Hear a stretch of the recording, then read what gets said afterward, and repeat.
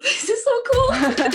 How do we tell more young people that their voice matters? The most exciting kind of movements at the moment, and so many of them are led by young women.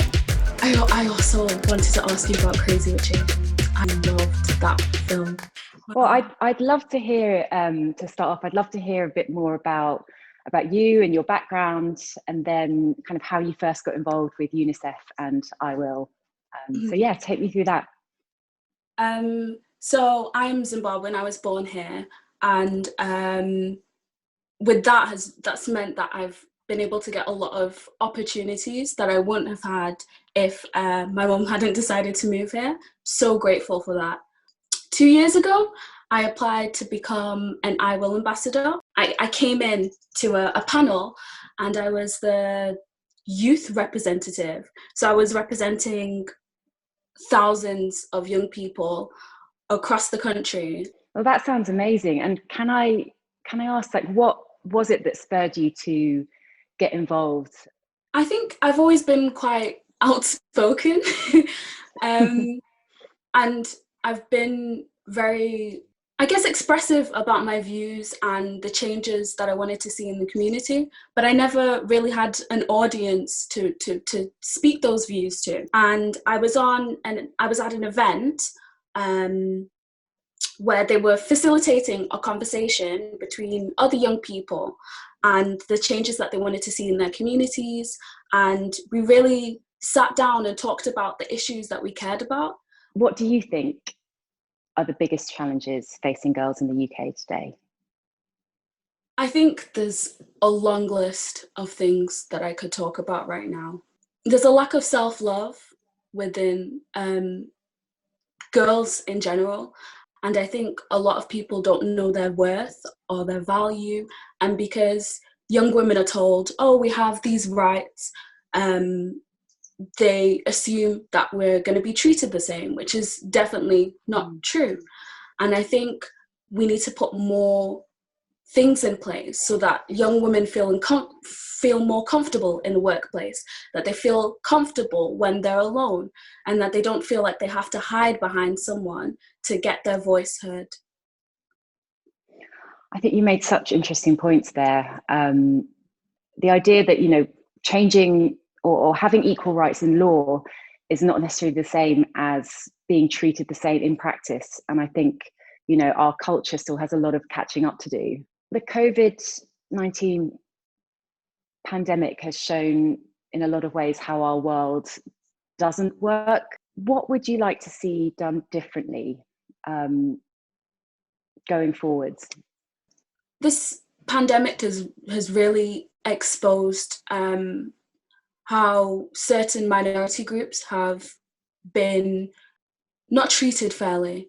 I had a conversation with another young activist, and she was telling me about how a lot of disabled students and students with chronic illnesses had been fighting to have online resources and to have backup information if they weren't able to go into their place of education. And it was only until every single student wasn't able to go into their place of education that they've decided, okay, we have to put in all these resources and have them set up ready. And I think that just shows how equality shouldn't always be used, and sometimes equity is more important.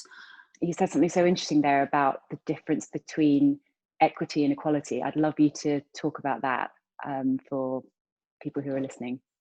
Mm-hmm. So equality really looks like giving everyone the same resources or the same opportunities, but equality only works if everybody comes from the same standing points. So I prefer equity because it means suiting to everybody's needs, and that means that groups who are disadvantaged will get more advantages so that they are at the same place as everybody else. You articulated that so well, better than I could have done. No, I think you make such a good point. We all have different levels of privilege relative to someone else, and as you say, there are people who have challenges that probably you never even considered. And I feel like I'm learning all the time. What would you say would be the one thing that adults could change about the way that they either listen to or interact with young people? I think just come in with an open mind and an open heart. A lot of young people, even within their own family units, don't feel comfortable to talk about certain things like mental health or even the things going on in their lives. So if you come in with an open mind and an open heart, it means that the young person that you're talking to feels comfortable and they feel safe. And that's all we could ever want. What would you say gives you hope for the future? Seeing conversations, being a part of a conversation like this gives me so much hope. I know that this isn't the first conversation that a young person has had, and it definitely will not be the last. I hope that this sparks a new fire and a new desire for young people to have conversations. And it is so important, because when young people are able to share their views, it is the first step to making a change. And that's all we could ever want and hope for. What gives me hope for the future is people like yourself and young people who are so much more engaged than, well, from what I can remember from when I was your age. And, when I think of the most exciting and vital kind of movements at the moment in the world, that so many of them are led by young women.